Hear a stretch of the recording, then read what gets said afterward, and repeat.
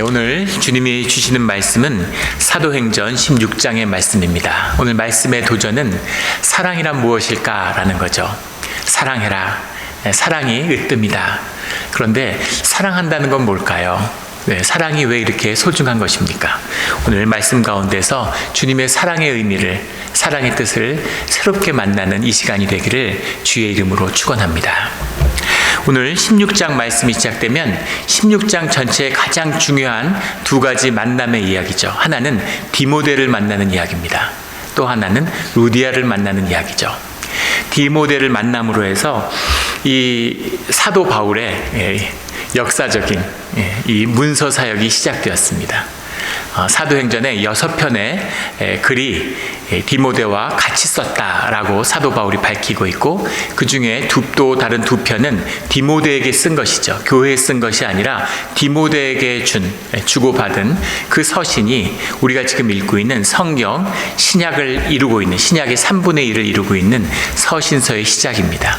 그래서 주님의 가장 큰 사역 중에 하나, 우리에게 가장 큰 영향을 준 사역 중에 하나가 디모데와의 만남으로 시작되고 있는 거죠. 이것이 하나님의 역사가 풀려나가는 방식입니다. 귀한 비밀이 들어있죠. 사람을 모으고 거대한 집회를 하고 수천 명, 수만 명을 모아서 열광하고 이렇게 역사가 변화되는 것이 아니라 하나님의 이름으로 주 안에서 주의 사람들이, 두세 사람들이 하나가 되었을 때, 그때 하나님의 길이 열리는 것이죠. 천천히 흐르는 실로아의 강처럼 주님의 은혜는 그렇게 흘러가는 것입니다. 메소포타미아나 나일강의 강물을 주님이 쓰세요. 주님이 제국과 세상을 쓰십니다.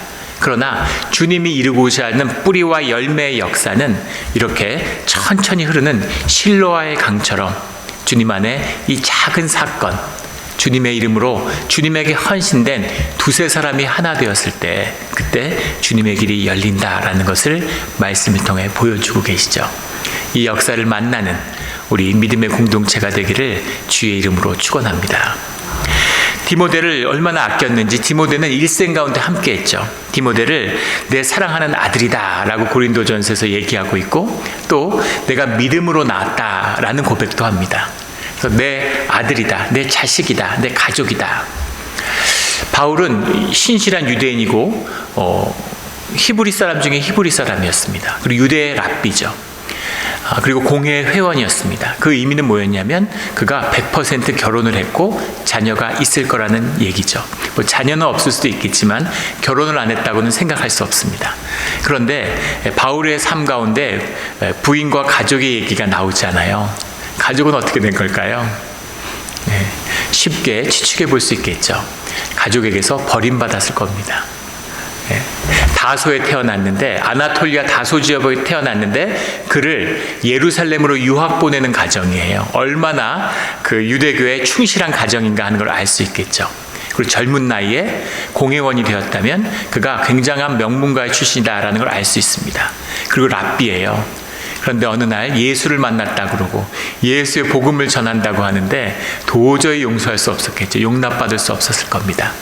그렇게 외로움 가운데 가족에게 버림받은 사람을 살았지만 그 믿음 가운데서 주님의 사람을 만나서 새로운 하늘 가족을 이루게 된 것이죠.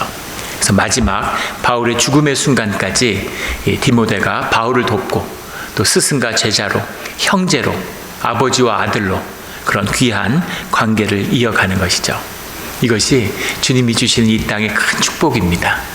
이런 믿음의 축복을 받는 우리 모두가 되기를 주의 이름으로 축원합니다. 디모데와의 귀한 인연이 시작돼요. 근데 디모데는 어머니는 유대인이지만 아버지는 헬라 사람인 거죠. 성경에 보면 그의 어머니와 그의 외조모가 디모데에게 성경을 가르쳤다. 굉장히 신실한 그런 유대인 집안에서 태어났다는 걸 알 수 있죠. 그런데 아버지가 헬라 사람인 걸 다 알아요. 그러니까 바울이 직접 이 디모데에게 할례를 베풉니다. 유대인에게도 사역을 하고 유대인 공동체 가운데도 함께 해야 되기 때문에 그가 할례를 받지 않았던 것이 걸림돌이 되지 않기 위한 그런 배려죠. 사도 바울 우리가 잘 알고 있듯이 할례는 가슴에 받는 것이 육체에 받는 할례가 무슨 의미가 있느냐. 그리고 할례를 반대하다가 지금 예루살렘 회의까지 했는데 왜 디모데에게는 할례를 베풀었을까? 그것이 사랑하는 아버지의 마음이고 또 주님과 함께 걸어가는 주님의 뜻이고 은혜인 것이죠. 그래서 주님의 뜻에 따라서 디모데와 함께 동역의 삶을 시작합니다. 실라가 함께하고 있고 디모데가 함께하고 있고 지금 사도행전을 쓴 누가가 함께하고 있죠. 누가복음의 저자고 또 사도행전에 바울과 함께했던 동역자 누가가 나오고 있습니다. 그래서 계속 우리 이렇게 표현되는 건 누가 입장에서 쓰여지고 있는 거죠. 근데 우리 16장에서 우리가 마지막으로 나오고 우리가 사라졌다가 20장에 가면 다시 우리가 나옵니다. 그 얘기는 뭐냐면 누가가 오늘 이 16장의 중심이 되는 빌립보에 남았다라는 것을 알 수 있겠죠. 그래서 빌립보 교회가 개척된 다음에 누가는 빌립보에 남아서 계속 사역을 하고 그 다음 여정을 사도 바울이 떠났다, 이렇게 볼 수 있겠습니다. 6절 말씀에 가면 성령이 아시아에서 말씀을 전하지 못하게 하시거늘 그들이 부르기아와 갈라디아 땅으로 다녀가. 7절에 예수의 영이 허락하지 아니하시는지라. 아시아로 가고 싶은 아나톨리아 지방의 다소 지역에서 바울이 태어났어요. 그 지역을 잘 알고 있겠죠. 익숙한 지역이고 그리고 사역하기 편한 지역이었을 겁니다. 그러니까 그 지역으로 가면서 아나톨리아 북부 지역으로 나가면서 지중해 영역에서 내륙 쪽으로 들어가고 싶은 마음이 있었던 것 같아요. 자연스러운 이야기겠죠. 근데 주님이 그것을 허락하지 않으셨다는 겁니다. 그래서 놀랍게도 지금 시리아에서 출발해가지고 1차 전도여행은 처음부터 바다를 따라서 사이프러스, 구브로로 해가지고 배를 타고 가는 출발이었다면 2차 전도여행은 시리아에서 출발해서 아나톨리아 지역의 내륙을 관통해서 그 다음에 바다를 건너 그리스 지역으로, 헬라 지역으로 넘어가는, 마케도니아 지방으로 넘어가는 그런 사역을 떠나게 됐죠. 그래서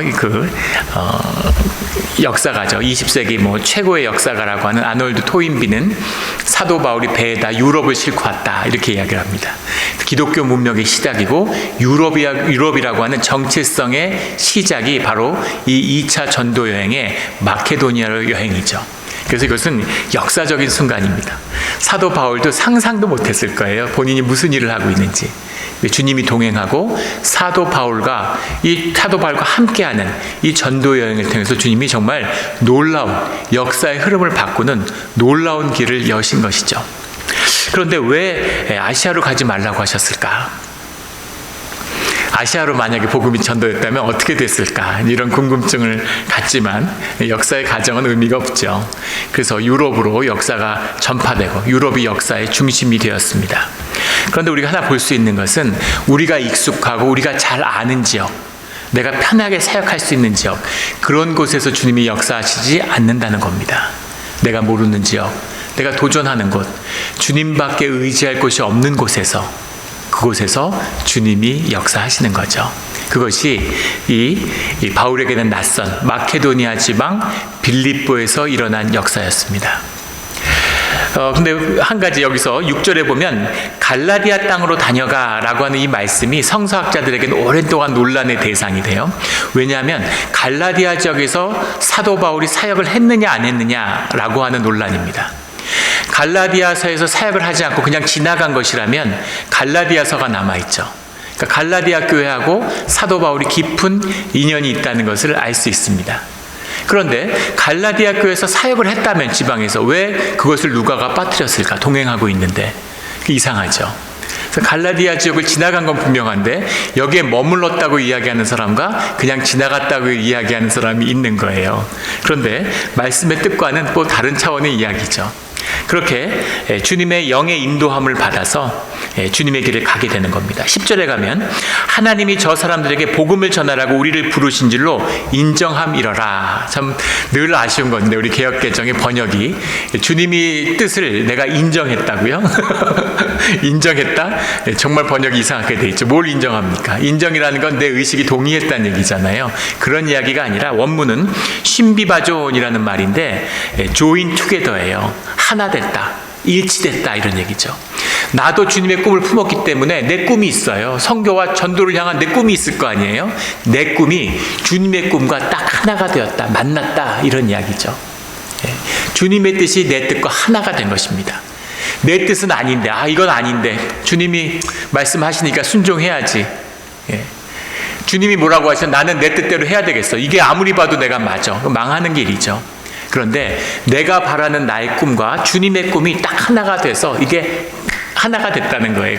맞구나. 사도 바울이 깨달은 거죠. 헬라 지방으로 가야 되는구나. 마게도니아로 가야 되는구나. 라는 주님의 뜻을 바울이 깨달았다는 겁니다. 그래서 바울의 뜻과 주님의 뜻이 하나가 되었다. 그러니까 이제 주님이 하나됨, 주님이 동행하고 주님의 일이 시작되는 것이죠. 그 첫 번째 역사가 바로 마게도니아에서 시작된 빌립보 교회가 생겨난 이야기입니다. 빌립보 교회는 초대교회 역사에서 굉장히 중요한 교회죠. 우리 빌립보서에서 남아있지만 이 빌립보 교회가 어떻게 시작되었느냐 이 얘기예요. 이 위대한 교회의 시작은 너무나 소박하고 작은 이야기였습니다. 오늘 본문 가운데 같이 함께 봉독한 13절에 나오는, 지금 빌립보에 갔는데 아는 사람이 있나요? 무슨 어디 거처할 데가 있나요? 어디 무슨 누구 하나 아는 데가 없는 이방 지역에 온 겁니다. 유대인들이 헬라 지역에 왔는데, 헬라 지역은 그 당시에 이제 세계 문화의 중심지고 가장 번영한 도시고, 마게도냐는 이제 그 중에서도 빌립보가 제일 번성한 도시입니다. 그러니까 미국에서 태어나서 미국에서 자랐는데 한국 처음 갔는데, 서울에 처음 도착했는데 거기서 무슨 강남 무슨 청담동 이런 데 가서 이렇게 앉아 있는 거예요. 거기서 뭘 할 수 있겠으며 누구를 알고 어디서 뭘 할 수 있겠어요. 그래서 거기서 주님을 의지하고 여기까지 왔는데 우리가 어디서 뭘 시작할 수 있을까, 이런 상황에 앉아 있는 거죠. 완전한 이방의 도시에서. 거기 앉아서 모인 여자들에게 말하는데, 근데 여인들이 모여서 이야기하고 있으니까 여기 누가와 실라와 디모데와 바울 이런 남자들이, 덥수룩한 남자들이 이제 다가가서 말을 걸고 이야기를 시작하는 것이죠. 거기 앉아서 모인 여자들에게 말하는데 14절에 두아디라시에 있는 자색 옷감 장사로서 하나님을 섬기는 루디아라고 하는 한 여자가 말을 듣고 있을 때라는 게 헬라어 문법으로 미완료입니다. 그래서 한번 이렇게 들어보고, 미완료라는 건 뭐냐면 행동이 반복되었다는 거죠. 듣고 또 듣고, 다음 날도 와서 듣고 다다음 날 와서도 듣고, 이러면서 그 말씀 가운데 마음이 열렸다라는 겁니다. 근데 아마도 두아디라시에서 이런 복음의 이야기를 들어는 받지 않았을까라고 짐작해 볼 수 있겠죠. 많은 사람들이 우후죽순으로 예수님과 함께하고 말씀 들었던 수많은 사람들이 여기저기 흩어져서 막 말씀을 전하고, 아볼로가 애굽에서 청빙 받아서 이렇게 오잖아요, 시리아 지역으로. 이런 것처럼 이렇게 여기저기서 막 말씀이 퍼지는 이런 곳이었는데, 그렇게 사도 바울의 가르침을 듣고서 말씀이 열렸다라는 겁니다. 주께서 그 마음을 열어 주님 안에서 말씀을 받게 된 거죠. 마음이 열리고 주님의 성령이 함께 하심으로 그 말씀의 참된 뜻이 주님의 임재로 마음에 심기워졌다라는 겁니다. 이 루디아가 누구냐에 대해서는 여러 가지 해석들이 있습니다.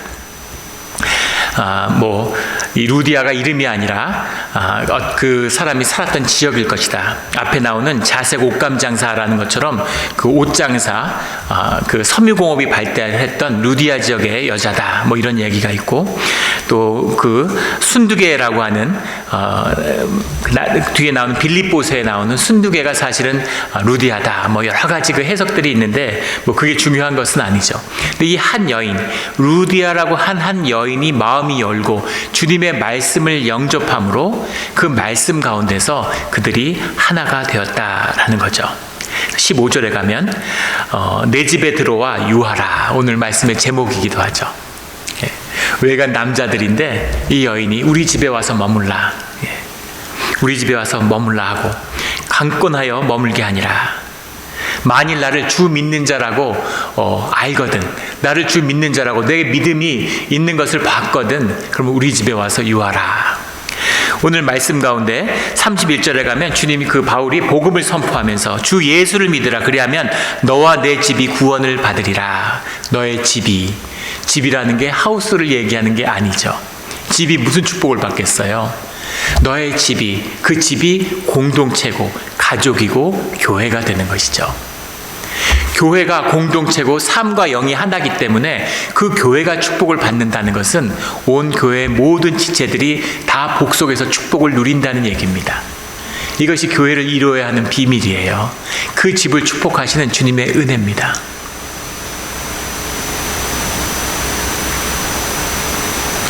주님이 그 집을 축복하세요.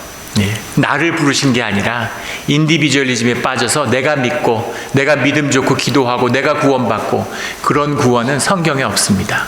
나와 내 집이 구원을 받는 거예요. 나로 인해서 가족이 하나라면 모든 가족이 축복을 받고 구원을 얻는 것입니다. 이게 구원의 비밀이에요. 이 교회의 비밀, 이 내 집에 와서 유하라 그러면은 묵상하는 분들은 딱 아시죠? 이 무슨 말씀이에요? 코이노니아가 일어났다라는 거죠. 삶을 나누는, 삶의 모든, 이 외간 남자들을 데려다가 밤에 그냥 조용히 들어와 잠만 자 이런 얘기가 아니잖아요. 함께 가족을 이뤄서 살아가고 밥도 해줘야 되고, 이 4명이 매일 밥을 먹는다고 해보십시오. 양이 만만치 않겠죠. 물론 루디아가 두아디아라에서 사업을 하는 사람이 빌립보의 집을 가지고 있어요. 그러니까 상당히 부유한 사람이었다고 알 수 있겠죠. 그렇더라도 이 4명을 부용하면서 또 4명뿐이었겠습니까? 말씀을 듣고 함께하는 자들이 루디아의 집에 매일 모였을 거 아니에요. 그래서 밥하고 같이 먹고 나누고 삶을 살아가는데, 그런데 그것을 모두 다 기쁨으로 했다는 거죠. 코이노니아가 이루어졌다. 주님이 함께 그곳에 머무셨다라고 하는 비밀입니다. 우리 위대한 빌립보의 시작이 한 여인이 믿음으로 마음을 열고 이 믿음의 형제들을 집에 머물게 하는 데서 시작되는 겁니다. 이것이 하나님의 역사예요. 이것이 놀라운 하나님의 은혜입니다. 이 은혜가 우리의 은혜가 되기를 주의 이름으로 축원합니다. 이것이 코이노니아를 열어야 되는, 하나의 공동체를 이루어야 되는 비밀입니다. 이게 이루어지기 전에는 아직 축복이 뭔지 모르는 거예요. 은혜가 뭔지 모르는 겁니다. 물론 우리가 은혜 가운데 살고 있지만 정말 깊은 하나님 나라의 맛을 봐야 되는 거죠. 그 맛을 본 자들은 복음을 위해서 목숨을 내놓는 겁니다. 그게 더 귀하고 더 좋기 때문인 거죠. 그런데 빌립보에서 이렇게 은혜롭게 역사가 시작되니까, 그러면 기쁘고 좋은 일이 있을까요? 고난이 닥쳐올까요? 우리가 말씀 가운데 알고 있죠. 주님의 은혜가 임해서 너무 감사하구나 이러고 좋은 일이 있으면 사람들이 다 말씀을 쫓고 다 은혜를 쫓겠죠. 근데 문제는 은혜가 있고 감사가 있으면 이제 고난이 닥쳐온다는 겁니다. 초등학교를 은혜 가운데 졸업했더니 이제 중학교에 들어가서 공부를 해야 되는 게 더 힘들어지는 거예요. 그래서 큰 고난이 빌립보에서 닥쳐오는 것이죠. 주님이 우리를 안일하고 편안하게 살라고 부르신 것이 아닙니다. 고난 가운데 생명의 능력을 키우고 믿음과 복음을 담을 수 있는 축복의 그릇을 만들라고 우리를 부르셨어요. 그래서 고난이 닥쳐오는 것이죠. 근데 그 고난은 한 여종의 이야기예요. 여종이 나타났는데 귀신 들렸습니다. 귀신의 능력으로 점을 치고 귀신의 능력으로 많은 일들이 일어나는 거죠.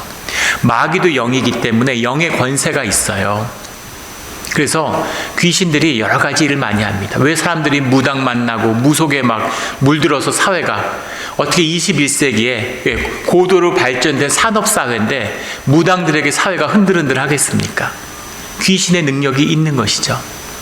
그 귀신의 능력을 쓰고 또 그 귀신을, 그 종이 귀신 들렸는데 그 종의 주인들이 이 여종을 통해서 돈을 버는 거예요. 종교의 본질을 그대로 보여주고 있는 거죠. 권세는 너무 좋아. 근데 우리가 컨트롤하는 거죠. 그리고 권세로 돈도 벌어. 물질적인 돈도 벌어. 능력도 있어. 또 내 마음대로 컨트롤도 해. 이것이 사람들이 종교에서 기대하는 것이에요. 종교를 만들고 싶은 겁니다. 내 삶은 건드리지 마. 내 마음대로 사는 거야. 내 뜻대로 사는 거지. 그런데 능력도 좀 있어야지 사는데 내 뜻대로는 안 되잖아요. 내 마음대로 살고 나한테 조종받고 그리고 물질적인 축복도 있고, 그것이 사람들이 종교에 기대하고 있는 겁니다. 그러니까 그 귀신의 권세를 잡고 있는, 다 망하는지도 모르고 다 죽는지도 모르고 귀신 들린 여종을 쫓아가고 있는 것이죠. 그런데 그 사도 바울이 말씀을 전하기에 나와 있으니까 귀신이 떠는 거죠. 17절에 가면 지극히 높은 하나님의 종으로서 구원의 길을 너희에게 전하는 자라, 이걸 계속 와서 선포하고 있는 거죠. 구원의 길을 너희에게 전한다. 마귀가 하나님을 잘 알아요. 원래 천사였잖아요. 천사 출신이잖아요. 말씀도 잘 알고 하나님의 뜻도 잘 압니다. 그래서 하나님을 아는 마귀는 사도 바울이 빌립보에 처음 나타났는데 바울을 알고 있는 것이죠. 그래서 주님이 우리를 아셔야 되지만 주님이 우리를 아시면 마귀도 우리를 알고 있다는 겁니다. 그래서 그 시험이 눈앞에 와 있는 거죠. 근데 뭐가 잘못됐나요? 지극히 높은 하나님의 종으로서 구원의 길을 너희에게 전하는 자라. 지금 복음을 전파하러 왔는데 옆에서 그 능력 있고 다들 따르는 이 귀신 들린 종이 막 이렇게 얘기를 선포해주면 더 파워가 있고 사람들이 더 신뢰하고 더 믿을 거 아니에요. 더 파워 있는 종이 왔구나 이러고. 그런데 잘 보시면 포커스가 바울에게 가 있죠. 하나님을 향하고 있는 것이 아니라 바울에게 향하고 있는 거예요. 만약에 바울이 이것을 기쁨으로 받았다, 그럼 바울은 시험에 넘어간 겁니다. 마귀의 존재가 시험이에요. 너를 높여, 네가 지극히 높은, 하나님이 지극히 높으신 분이고 나는 낮아져야 되는데 네가 지극히 높은 종이고 네가 사람을 구하는 자야. 구원의 길을 여는 자는 주님이시고 성령이신 거죠. 그래서 뭔가 비슷한 것 같은데 빗나가 있어요. 이걸 이단이라고 하죠. 끝에서 빗나가 있어요. 결국은 안 좋은 겁니다. 그리고 귀신이 와서 옆에서 떠든다는 것 자체가 아무 도움이 안 되고 그 영적 질서를 어지럽히는 거죠. 견딜 수가 없어서 바울이 그 귀신을 쫓았는데, 귀신을 쫓으니까 빌립보의 사람들이, 유대인들이 한 마음이 돼가지고, 그래서 유대인들이 과 이방인들이 한 마음이 됐어요. 그래서 핍박이 오는 겁니다. 그래서 옷을 벗기고 두드려 맞고 감옥에 갇히게 됐어요. 피할 길을 여시기도 하고 살 길을 열어주시는 주님이 왜 이렇게 두드려 맞고 감옥에 갇히는 것은 막아주지 않으셨을까? 감옥에 갇힘으로 감옥을 지키던 간수들을 구원하는 또 놀라운 역사를 주님이 열어가시는 거죠. 이것이 메시아의 길이고 복음의 길입니다. 근데 주님이 그곳에 함께하고 계세요. 주님이 함께하지 않기 때문에 두드려 맞고 감옥에 간 게 아니에요. 그 증거가 25절에 나옵니다. 25절에 보면 한밤중에 바울과 실라가 기도하고 하나님을 찬송하며 죄수들이 듣더라. 두드려 맞고 막 죽을 뻔해가지고 끌려가서 감옥에 갇혀 있는데 감옥에 앉아가지고 주님을 찬송하는 겁니다. 아, 주님 막 시험에 들어서 주님 이게 뭡니까? 왜 이런 일이 있습니까? 막 이러는 것이 아니라 그 어려움 속에서 주님을 찬송하는 거예요. 주님과 하나 되지 않으면, 성령에 붙들리지 않으면 있을 수 없는 일이죠. 더 놀라운 역사는 죄수들이 듣더라라는 이 말씀이죠. 본질에서, 영이 교통하면 본질에선 다 하나입니다. 우리가 풀 뜯어 먹고 무슨 돼지고기 먹고 이랬는데 어떻게 우리가 그게 우리의 몸이 될 수 있겠어요? 원래는 하나였기 때문에 가능한 것이죠. 원래는 다 하나였어요. 우리의 영은 다 하나였습니다. 주님과 교통하니까, 주님의 영이 그곳에 임재하니까 모두가 교통하고 있는 거죠. 그래서 두드려 맞은 바울이 찬송을 하는데 다 그걸 듣고 있어요. 예배죠. 감옥 가운데 예배가 임한 겁니다. 이게 가능할까요? 사도 바울이 사람 좋고 신라하고 전 고생 많았는데 우리가 좀 참아야지, 밤에 피곤하고, 죄수들이 그냥 감옥에 앉아서 쉬나요? 근대에 와서 이 정치범이라는 것이 들어오면서부터, 인권이라는 것이 들어오면서부터 이제 죄수한테 노동을 지금도 죄수들이 노동을 하죠. 이번에 LA에 불 났는데도 죄수들이 다 동원돼서 불 끄잖아요. 매일 중노동을 하는 겁니다. 그리고 밤에 와서 힘들어서 빨리 자야 되는데 옆에서 노래 부르고 있어. 용납이 될까요? 군대에서 한번 생각해보세요. 내무반에 있는데 훈련받고 와가지고 피곤해 죽겠는데 누가 앉아가지고 찬송하고 있다고 생각해 보십시오. 어떻게 될까요? 철모가 날라옵니다. 몰매 받을 수도 있어요. 그런데 은혜 가운데서 다 그 찬송을 듣고 마음이 동화되어 있는 거죠. 이것이 주님이 함께하는 역사입니다. 이 역사가 우리 가운데 일어나기를 주의 이름으로 축원합니다. 하나님과 함께하는, 하나님이 움직이시는 성령의 전도가, 성령의 복음의 길이 진도되면 이렇게 평화로운 거예요. 핍박이 있고 압박이 있지만 평강과 주님의 은혜가 떠나지 않는 겁니다. 기쁨이 함께해요. 그 일들이 빌립보의 감옥 가운데 일어나고 있다라는 거죠. 그런데 그 찬송이 일어나니까, 주님의 영이 함께하니까 지진이 일어나고 모든 족쇄가 풀어져서, 멍에가 풀어져서 이제 나오게 된 거죠. 근데 그 상황에서 간수가 스스로 자결하려고 그래요. 죄수들을 다 놓쳤으니까 이제 난 죽었구나 이러고 스스로 목숨을 끊으려고 그러니까 바울이 크게 소리 질러서 28절에 가면 내 몸을 상하지 말라. 우리가 다 여기 있노라. 지금 죄수인데 빨리 탈옥을 해야 될 거 아니에요. 근데 탈옥을 안 하고 거기 앉아서 계속 찬송하고 있는 겁니다. 야, 죽지 마. 괜찮아. 별일 아니야. 걱정하지, 몸을 상하게 하지 마. 그러자 30절에 선생들이여 내가 어떻게 하여야 구원을 받으리까? 이 시대 헬라 지역에서 유대인들을 잡아다 가두었는데 내가 어찌하여야 구원을 얻겠습니까? 구원의 모습을 본 거죠. 아, 이거구나, 이것이구나. 완전히 감동이 되고 가슴에 교통이 이루어진 겁니다. 이게 성령의 역사고 이게 전도예요. 막 예수 믿으라고 윽박질러서 교회 끌고 나오고 이런 게 아닙니다. 마음에 감동이 일어나니까 주님의 피조물인 인자의 비밀이 풀어진 것이죠. 그러니까 어떻게 해야 제가 구원을 얻겠습니까? 이런 통곡이 나오는 겁니다. 31절에 주 예수를 믿으라. 그리하면 너와 내 집이 구원을 받으리라. 그러니까 이분들을 모셔다가 깨끗이 씻기고 식사 대접도 하고 온 집이 같이 기뻐하고, 그래서 이 간수의 가족 가운데 또 새로운 교회의 역사가 시작되는 것이죠. 그래서 교회는 늘 이런 삶의 코이노니에서 일어나는 겁니다. 교리로, 예배, 예식으로, 무슨 규정으로, 집으로 일어나는 것이 아니라 이 하나됨으로, 삶의 코이노니아로, 이 마음의 교통으로, 이 가운데 주님의 역사가 시작되는 거죠. 그러자 당당하게 버텨요. 감옥에 다시 들어갔는데 이 사람들이 로마인인 걸 알게 된 겁니다. 디모데도 로마인이고 로마의 시민권을 가지고 있고 바울도 시민권을 가지고 있죠. 근데 여기는 로마의 식민도시잖아요. 로마의 식민도시에서 로마 시민권자들을 재판도 안 하고 로마법에 재판 없이 사람을 가둘 수 없는데 로마 시민권자들을 데려다가 재판도 없이 두드려 패서 가뒀다? 큰일 날 일이죠. 그러니까 이제 벌벌 떠는 거예요. 너희들이 와서 이 절차를 설명하고 어떻게 된 건지 너희가 해명을 해야 내가 나가지, 너희들이 풀어준다고 내가 나가는 게 아니야. 이게 죄수의 모습일 수가 없죠. 이 당당함, 완전한 승리인 거죠. 이들을 핍박하고 이들을 심판했던 그 관리들이 와서 용서를 구하고 당당하게 걸어 나오는 겁니다. 이게 믿음의 사람들이 걸어가는 길이에요. 믿음의 사람들이 걸어가는 길입니다. 그러면 이 하나됨은 어떻게 이루어졌을까? 주님과 하나됨은 어떻게 이루어지는가라는 거죠. 우리 주중에 나누었던 마태복음 10장 8절 말씀, 인자가 안식일의 주인이다 라는 말씀 가운데에서 인자의 비밀을 나누었죠. 사람의 비밀, 하나님의 형상을 가진 하나님과 같은 그러나 사람의 모습을 갖고 있는 사람의 아들, 인자의 비밀입니다. 그 인자의 비밀을 세 가지로 나누었죠. 첫 번째는 창세기 1장에 나오는 차지하고 다스려라. 인자는 세상을 다스리는 겁니다. 오늘 바울이 보여주고 있죠. 빌립보의 감옥에 갇혔는데 그 모든 질서를 다스려요. 그 땅을 다스리는 겁니다. 이 다스리는 권세가 인자 가운데 나타나는 것이죠. 주님이 하나 되는 비밀이에요.